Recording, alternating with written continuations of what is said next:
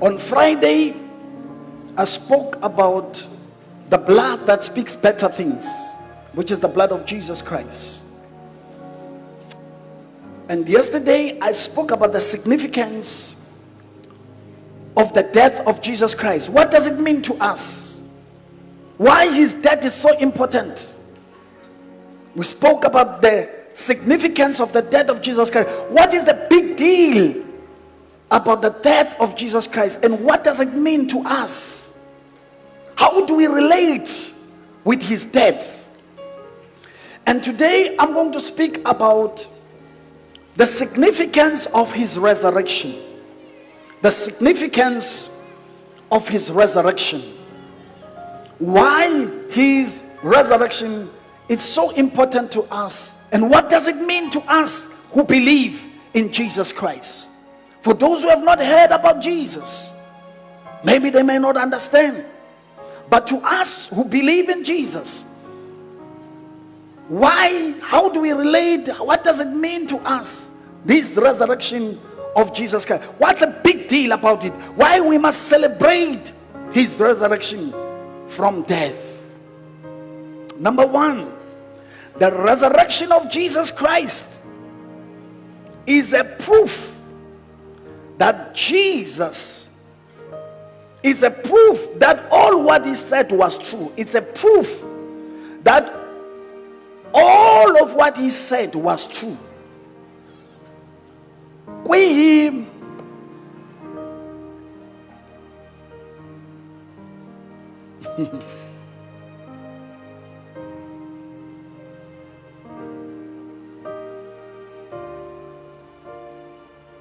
kubufakazi obuqinileyo ukuthi konke ayekusho kuyiqiniso. So his resurrection, it's a proof that all what he said about himself and about life was true. Where do we find this? Go to John chapter 11, from verse number 25 to 26.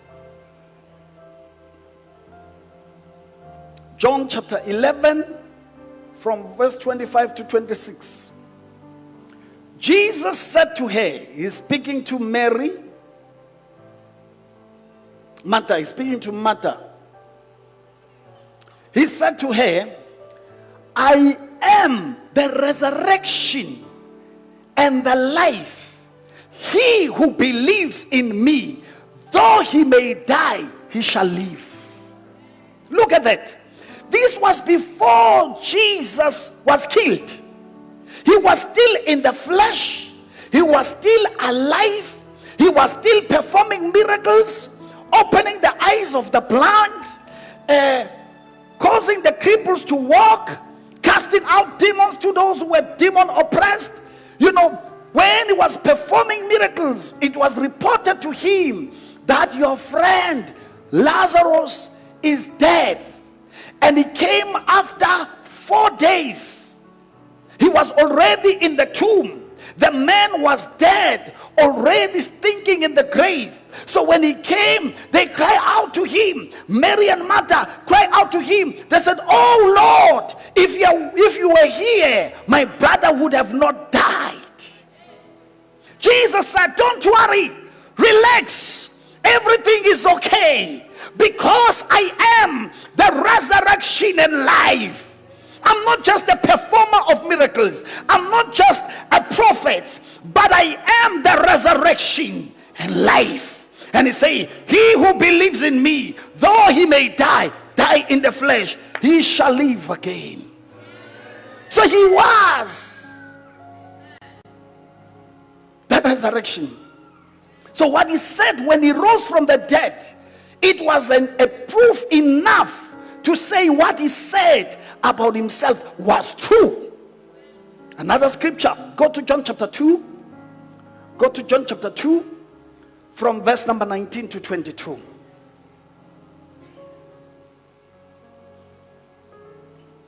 John chapter 2, verse number 19. Now Jesus is finding people in the temple doing some business, and he was not impressed. He said to them, "This is my Father's house." And he chased them out because he said, "This house is the house of prayer and worship. We are not supposed to do what we are doing here." So they said to you, "Okay, you are claiming the temple, it's your Father's house. Give us a sign that this is truly your Father's house." This was his response. Jesus said to them, "Destroy this temple, and in 3 days I will raise it up." He said, "Destroy the temple, in 3 days I will raise it up." Let's continue. Then the Jews said, "It has taken 46 years to build this temple, and will you raise it up in 3 days?" They thought Jesus was talking about the building, the temple. But the scripture puts it very clear that he was talking about his body. For the Bible says our bodies are the temple of the Lord. Praise the name of Jesus. Look at this. He was speaking of the body. He was speaking of the temple of his body. Praise the name of Jesus. Go to 22. Therefore, when he had risen from the dead, his disciples remembered that he had said this to them, and they believed the scripture and the word which Jesus has said. So he said this thing. Then after some days he was crucified. They killed him because he was calling himself the Son of God. They said, "This is blasphemy. Who are you to call yourself the Son of God? You are not the Son of God." So they killed him. They crucified him for that. Then when they crucified him, he rose from the dead. And when he rose from the dead, it was reported. An angel came into the grave, and he told those who were there in the grave to go and check him. They said, "Why do you look for Jesus here? Because he has risen from the dead." And he appeared to his disciples. So when the disciples saw this, then they remembered that he did tell us that he's going to die. He's going to destroy. If they destroy this temple, he will resurrect the temple in 3 days. Which means it was true. It's a proof. It's a proof that what he said, it's true. Now, because of this, whatever he has said in his word, you better believe him. Are you listening to me? Because people who are powerful in life, they make big promises, but all those promises, when it comes to the grave, they fade away. All those promises, they can be conquered by grave, but the promises of Jesus cannot be conquered by grave, and it was not conquered by grave. That's why it makes him different from all others. Are you listening to me? Whatever plans you have, one day when it comes to the grave, those plans will bow. You will need somebody else to continue with those plans. But the plans of Jesus, not even the grave could stop his assignment. Not even the grave could work against his weight. The grave had to respect him because the grave knew who he was. Are you listening to me, Basalwan? Yeah. He said he's coming back. Believe that he's going to come back. He is coming back definitely. He said if you believe in him, you will have eternal life. You better believe him. Because the grave could not prove him wrong. The grave said, this one is unstoppable. This one is untouchable. This one, we cannot keep him here. Hallelujah. Hallelujah. So it's a proof that what he said, it's true. Even now, whatever that is in his word that he has promised you, keep on believing it. Because what is his word are not lies, but his word is true. Somebody say amen. The second significance of the resurrection of Jesus Christ, it also proved that Jesus was truly the Son of God. It's a proof that Jesus was truly a Son of God. He was not a prophet. He was not a powerful man. You are limiting him. He was not a righteous man. He was not just a good man. He was more than a perfect man. He was more than a righteous man. He was more than a prophet. Because all those people, the prophets, great warriors, powerful people, all of them were conquered by grave. We read powerful history of men who did wonders on earth, men who achieved great things, men who conquered other kingdoms, men who were highly respected because they were regarded as warriors. But all those warriors, they were conquered by one thing. Grave conquered them all. With all their wisdom, with all their strength, with all their wealth, with all their riches, grave conquered all the heroes, conquered all the warriors that we read about in history. But only Jesus Christ, the Son of the living God, who was not conquered by grave. Grave could not conquer him. Why? Because he was the Son of God, the one who created the earth, the one who gives life. He's able to take life and give it back as he wants. That's why we believe in Jesus. That's the reason why we don't follow other gods. Because all other prophets, they died, including the prophets who are in Christianity. They died. But to make it to make sure that this one is different from other gods, that different from other prophets, he was performing the works of the prophets. That's why they said he's a prophet. He did righteous works, feeding the poor people. That's why they said he's a righteous man. But when he rose from the dead, it was enough proof to say he was not an ordinary man, but he was truly the Son of God. Go to Romans chapter 1 from verse number 3 and 4. Romans chapter 1 from verse number 3 and 4. Concerning his Son Jesus our Lord, who was born of the seed of David according to the flesh. So he's from the generation of David. So David was his grandfather. Okay? Now, in the flesh. Let's go to verse number 4. And declared to be the Son of God. So this Jesus was declared to be the Son of God with power according to the Spirit of holiness by the resurrection from the dead. So the resurrection was a public declaration to the whole world that Jesus was not an ordinary man, but he was the Son of God, sent by God to die for the sins of the whole world, to reconcile the world to God, so that people can have a relationship with God. They can pray to God without any inferior complex, without any sense of guilty, because Jesus Christ offered himself to be the sacrifice, sin sacrifice for the whole world. Somebody say amen. So it's proof that he was truly the Son of God. So the resurrection, the miracles were not enough.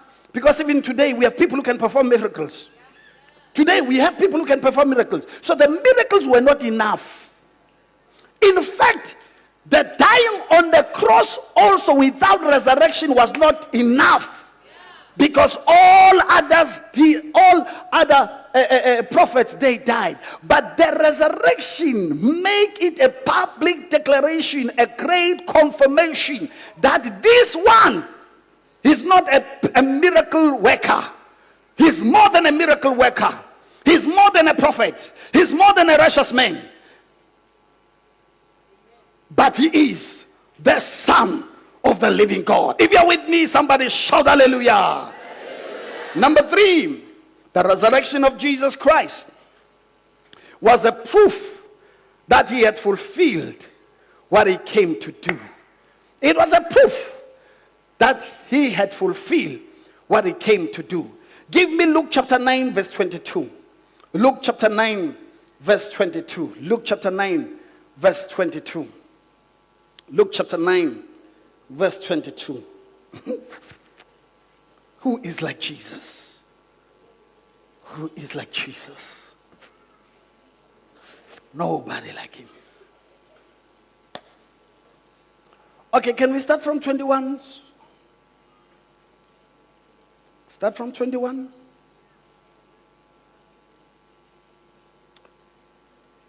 He strictly warned and commanded them to tell this to no one. 22. Saying, the Son of Man must suffer many things. Why is he telling them? He said, don't tell others at that time. Don't tell others. But I want you to witness something. I'm going to tell you what is going to happen so that you'll know that I've been sent by God. Okay? So, but you will see it happening. He's telling them, he said, this is what is going to happen. He said, the Son of Man, which is him, the Son of Man must suffer many things. 1, and be rejected by elders. He was also rejected. 3, and the chief priest and scribes, and be killed. He's saying it before he died. He said, okay, and I will be killed and be raised on the 3rd day. Not on the 5th day, not on the 6th day, on the 3rd day. What a life! Think about it. Think about it. He said, on the 3rd day, I will arise. Praise the name of Jesus. So this thing, it proves the point that Jesus did fulfill the assignment that he came to do. Because he was born to come and died in our place. Because the Bible says without the shed of blood, there is no forgiveness. So there was a need for the shedding of the blood for people to be forgiven. So he says, I will be rejected. I will suffer many things. Priests and scribes will be in the forefront for me to be judged, to be condemned, and to be killed. And he says, on the 3rd day, and I will arise. And when it was declared that Jesus has risen from the dead, then the disciples remember, he told us. Amen. Are you with me, Barcelona? He told us that he will rise again. And somebody say, amen. Amen. Somebody say, amen. Amen. The 4th proof, the resurrection of Jesus Christ. It gives us an assurance that we will also be resurrected from the grave. It gives us an assurance that we will also be resurrected from the grave. Praise the name of Jesus. Go to 1 Corinthians chapter 15, verse 44, 42 and 44. 2 Corinthians chapter 15, 1 Corinthians chapter 15, verse 42 and 44. Hallelujah. It's a proof. Now, those who believe in Jesus, we believe that if you die in the flesh, you will go in the grave and you will get rotten. After some years, you will become bones and you are like nothing. But our story doesn't end there. The Bible says when Jesus comes back, there will be a great sound of trumpet. And the Bible says those who died believing in him will be given new bodies. And they will arise from the grave. Can I tell you something? The grave of Jesus, it was covered with a big stone. You needed many people to come and help you to remove the stone. That's why when Mary Magdalene went to the grave, they said, who will roll the stone for us? Because the stone was too big. But when Christ rose from the grave, even that stone could not hold him. Are you listening to me, Basalwan? That stone could not stop him from coming out from the grave. Angels were sent. Hallelujah. And he resurrected and he came out from the grave alive. Are you listening to me? Now look at this story. Look at this story. Look at this story. So also is the resurrection of the dead. The body is sown in corruption, meaning umzimba sumbela sungwabubolile usenuka. After like 2 days, 3 days, usunubolile. So when we saw you must challenge abatin, you are corrupt, your body. That's why we cannot asikting. You must feel a hamba. No must and you must go. Once you are dead, we love you today because you are okay. The minute you are dead, we don't need you here. The smell, we cannot tolerate your smell. We must put you in the coffin. We must take you. You must go. Are you with me, Bazalwan? So, little Bible, the body is sown in corruption. It is raised in incorruption.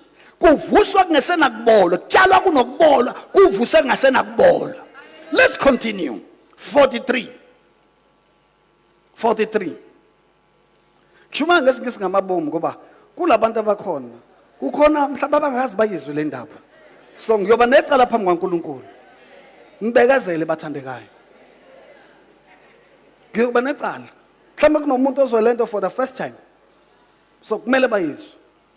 So ngiyoba necala ukuthi sebelethiwe ngangayisho lento because noma bengayi understand iyoringa sebebodwa. Nibekezele. So ngikwenza purposely. It is sown in dishonor. It is raised in glory. It is sown in weakness. It is raised in power. 43, 44. It is sown a natural body. It is raised a spiritual body. The body does not get hungry. The body does not get tired. The body that will not die again because it is a spiritual body. It is the body of angels. It is the body that Jesus rose from the dead with it. When he rose with a new body, a spiritual body, a heavenly body, a body that could not be stopped by the force of gravity when he ascended from heaven, because it was the body of angels. And the Bible says, we who believe, when we die and when Jesus comes back, we shall be resurrected by that same power that raised Jesus Christ from the dead. We will arise from the grave and will be given new bodies. Glory, hallelujah. And will live to eternity, because the plan of God was for a man not to die. What caused man to die was sin. So now sin has been nailed into the cross. So now when you believe in Jesus Christ, the Bible is clear that even if you die in your flesh, but you shall be given a new body and you shall live eternal. Oh, hallelujah. This is Christianity. This is what we believe. My God, hallelujah. So Jesus is the proof that this thing, it does happen. It can happen. It will happen. Glory, hallelujah. So our story does not end in the grave. Our story goes beyond grave. Because the person is not the flesh that we see. The person is the spirit. And the spirit does not die. It's only the flesh that dies. So that spirit must be born again, so that when it comes out from the body, it shall be resurrected, given a new life. A life that does not know sickness, life that does not get hungry. It's a heavenly body. Hallelujah. Can I tell you something? In heaven, you will see me in glory. I will see you. I will congratulate you. Hallelujah. Because I pray for you every day that you will make it in heaven. I pray for you every day that will not end here on earth, but we will look forward. I look forward to that day where we will see others in heaven. Praise the name of Jesus Christ. Hallelujah, somebody. That's why we believe in Jesus. I don't believe in my uncle, in my father, who died, who's in the grave. What can he do for me? He died. The grave conquered him. The grave conquered him. He's like me. He cannot do anything for me. In fact, as a matter of fact, there are people who couldn't do great things while they were on earth. But some people believe because they are dead, they are now having some powers to help you. They left you without the money to slaughter the cow for them. Now they want you to slaughter the cow. They know you are unemployed. Where are you going to get the money to slaughter for them?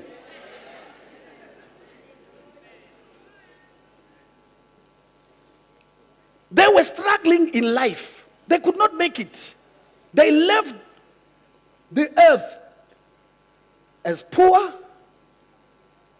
some of them as failures in life, and all of a sudden you believe that they will give you luck because they are close to God.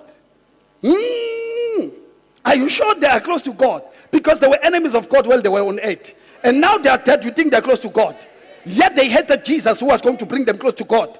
Oh, I'm scared for you. I'm scared for you. But what can we say? It's what we have been taught. But the proof, this is the proof. I'm about to close. The fifth thing, the resurrection of Jesus Christ, proves a point that Jesus conquered death.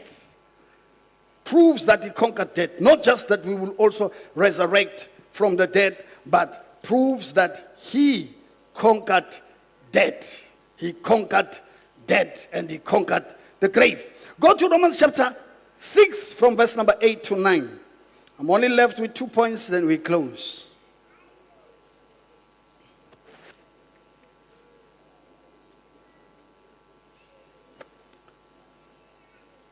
Now, if we died with Christ, we believe that we shall also live with him. Verse 9. Knowing that Christ, having been raised from the dead, dies no more, death no longer has dominion over him. Ukufa akunamandla phezu kwakhe. Because he conquered grave. But to the other prophets, they were conquered by grave. Death has dominion over them. That's why they could not rise from the dead. But Jesus Christ is rose from the dead. He took dominion over death. Praise the name of Jesus Christ. So that's why we have this assurance that when we believe in him, that same power that raised Jesus from the dead, that power will raise you when Jesus comes back. Hallelujah. Now, the resurrection of Jesus Christ makes Christian faith to be distinct when compared to other faith. This is not to undermine other faith. This is not to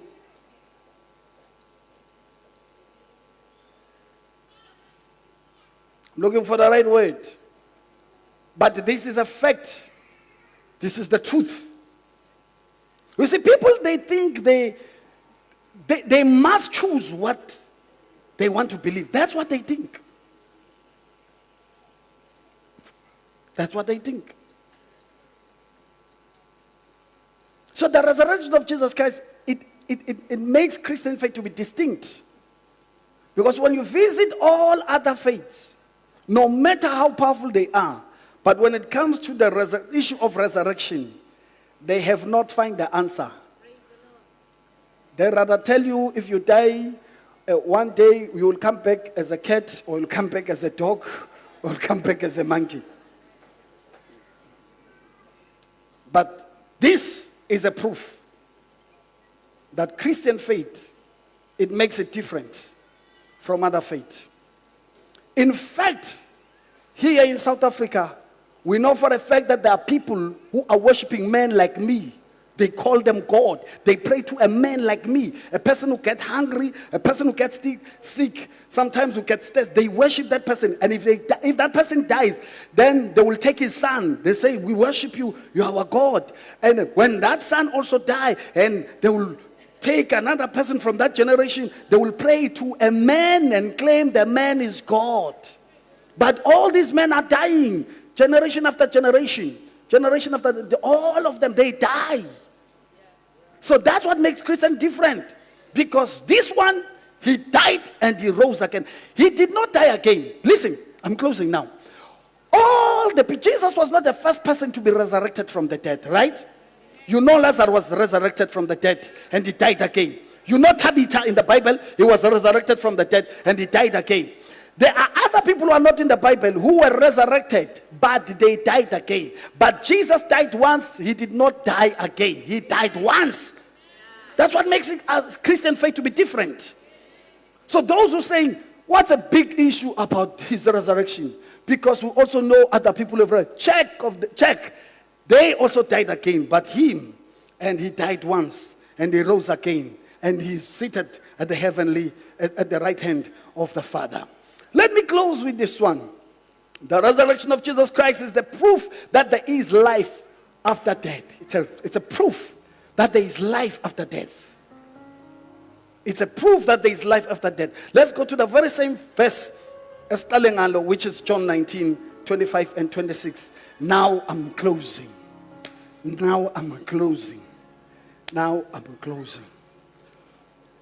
Jesus said to her, I am the resurrection and life. He who believes in me, though he may die, he shall live.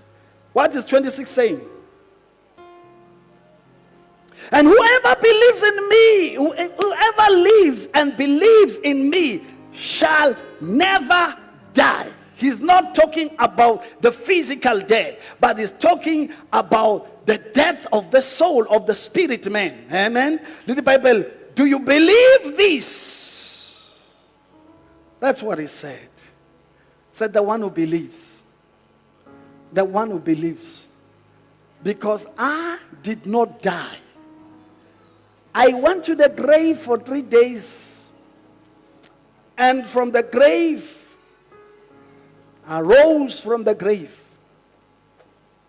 to prove to you that there is life after death.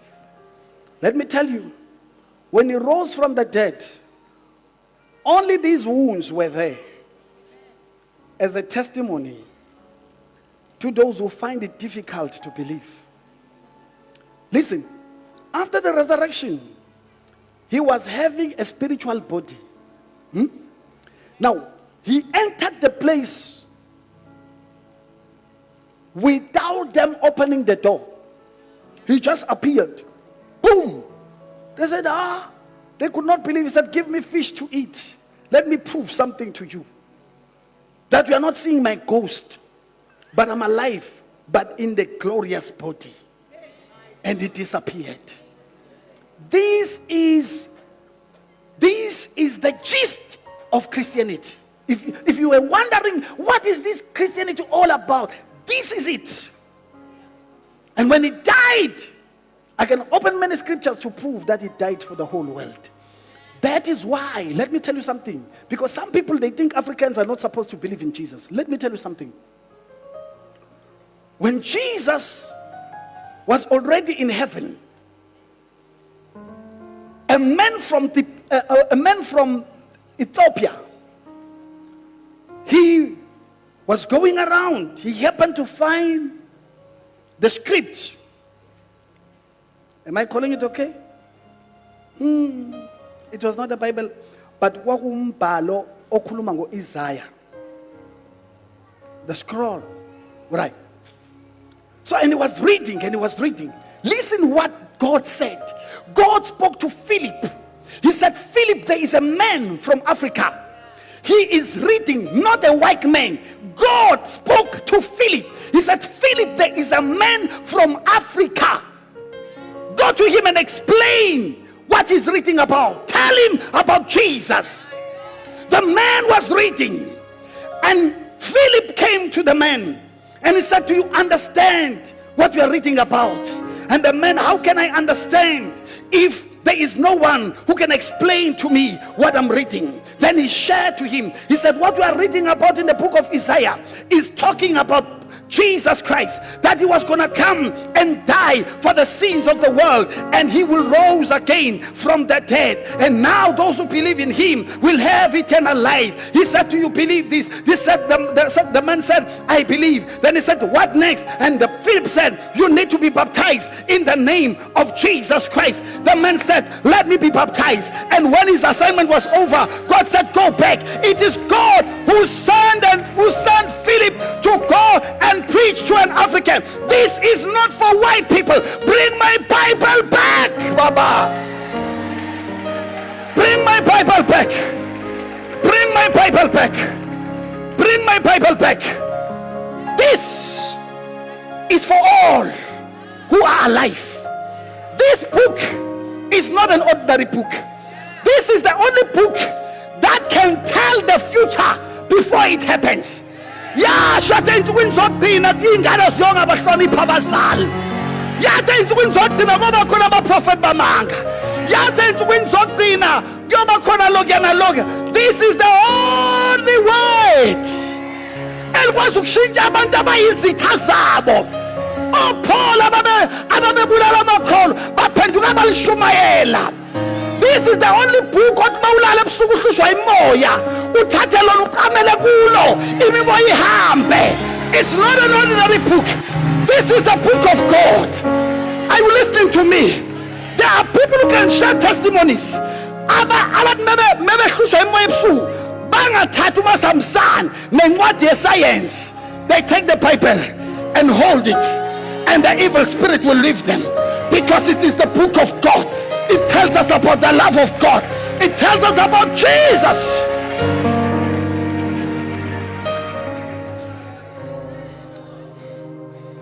What more you want to hear? What else do you want to hear? He wants you to believe in him. This is the only book that talks to the young people, that talks to the elderly people, that talks to everybody. Other books they talk to the rich people. Other books they talk to women only. Other books they talk to different people. But this one is relevant for every person. And this book is relevant to all generations. Are you listening to me? Are you listening to me? Are you listening to me? You must believe in Jesus. The biggest mistake you can do in life is that after you have heard this message and ignore him. This word, what is written here? Every day we see it happening. We see it coming alive. Kuthiwa kuba khona abaprofeti bamanga niyababona every day. Kuthiwa kuba khona oJesu abaningi niyababona every day. What else you want to see until you believe in him? Close your eyes. Close your eyes. I truly believe with all my heart that everybody who is here, you did not hear me by mistake. It was not by chance, but God himself orchestrated this beautiful plan that should be here today, so that you hear this story of Jesus Christ. It's for all people, because we are all created by God. I challenge you today. The Bible says you confess Jesus with your mouth and just believe what you have heard with your heart. And the Bible says you shall be saved. You shall be saved. Let us all stand up on our feet now as we are about to pray. Let's all stand up on our feet now as we are about to pray.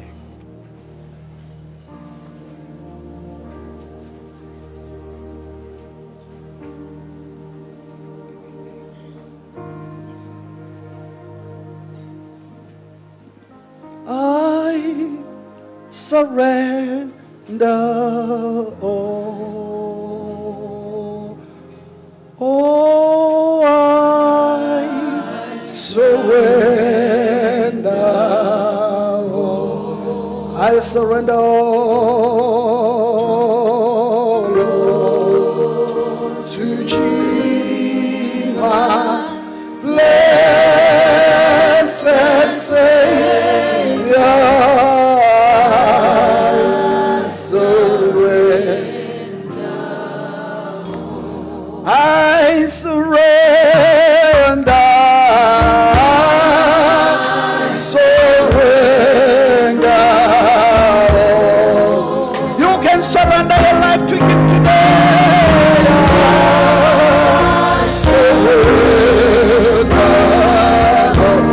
surrender, Lord,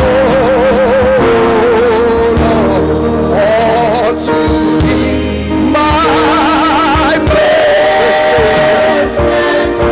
I surrender, I surrender.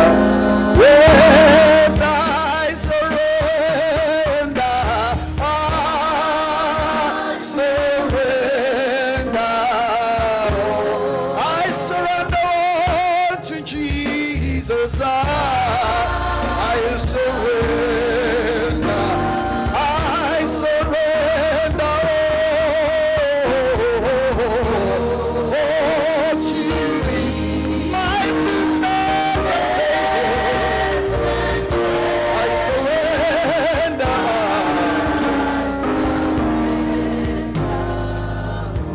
While our eyes are closed, Jesus is not a group savior. Jesus is the personal savior. It is you who must take your personal decision to say, Jesus Christ, I accept you as my Lord and Savior. The Bible says, thou shalt confess with thy mouth and believe with thy heart that Jesus Christ is Lord and that God has raised him from the dead. And the Bible says, you are confessing to eternal life, into salvation.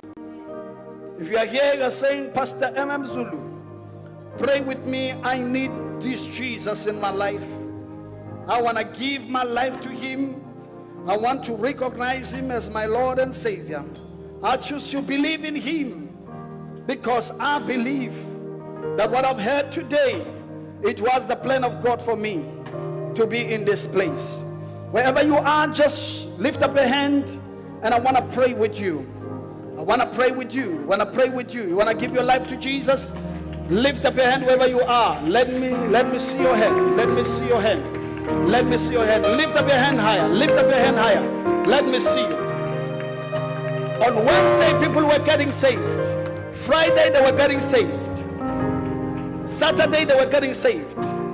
Today, maybe it's your last chance to hear this, to be given this opportunity. If your friend is not responding, maybe it's because he's saved. Lift up your hand wherever you are, and ushers, help them to come in the front. Help them to come in the front. I saw some hands there. Help them to come. Help them to come. Help them to come. Clap hands for them as they come. Clap hands for them as they come. Clap hands for them as they come. Ola bashanta.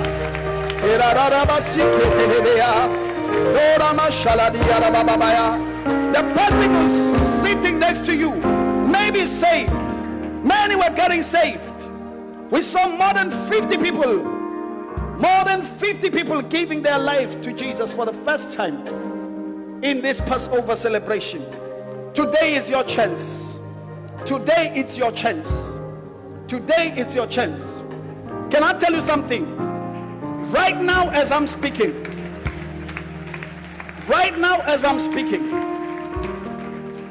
there are two voices that are speaking to you. One voice says, go in the front. Another voice says, no, I'm scared of the people. That voice will delay you. That voice that says, don't go, it will delay you. Listen to the voice that says, go. Listen to the voice that says, go. Come. Don't resist. Come. I'm waiting for you. Come. Overcome that voice.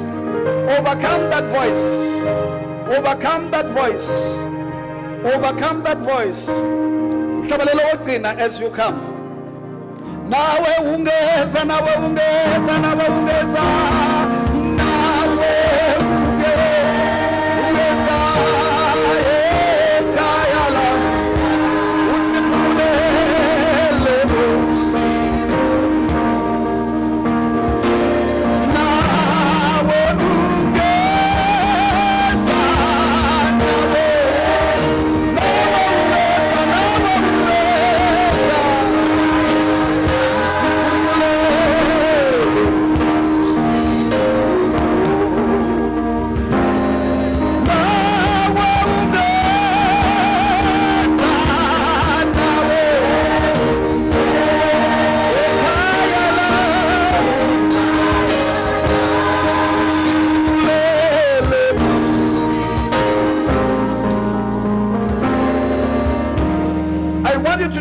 hands. Phakamisani izandla zenu. Lisho lomthandazo emva kwami. Nithi Baba wethu ongcwele, siyabonga namhlanje ukuba sendini yakho sizwe izwi lakho. Siyavuma ngomlomo ukuthi uJesu inkosi. Siyakholwa ngenhliziyo ukuthi uNkulunkulu wamvusa kwabafile ukuze ngaye sibe nokuphila okuphakade phambi kwalabantu naphambi kwezulu. Siyamamukela uJesu abe inkosi nomsindisi wempilo yethu. Sithi okudala makudlule kodwa kuvele okusha egameni likaJesu. Amen. Baba, izwi lakho lithi ngoyedwa ophenduka izwi lonke liyahlokoma. We give you praise, glory and honor for those who have responded to this great invitation. Father, we thank you lithi izwi lakho bonke abakwamukelayo wabapha ilungelo ukuthi babe ngabantwana bakho. Uphawu lesezulwini liyahlala kubo, ukuphila okuphakade kuyathelwa emphefumulweni yabo egameni likaJesu ukuze ba-experience lokho okuthembisile ezwini lakho. In the name of Jesus Christ, bangabakho manje Baba wethu onamandla onke ngaye uKristu Jesu inkosi. Siyabonga manje naphakade. Amen. Now ngicela niye lapha kulapha nonke menisuka lapha niye lapha. Landele that lady, landele that lady. Nonke you go that side. And bashayela izandla. Bashayela izandla. And bashayela izandla. Amen. Hallelujah. Sicela ke ungene enkonzweni ukusa abantwana quickly, then we will be done. Let us bless the children. Asanya, Sipho, Pulube, come in the front. Ube Nathi Kuzwayo, come in the front. Lupiwe, Tobega Mbofana, come in the front. Pilontle Zungu, come in the front. Lihle Amukelani Zuza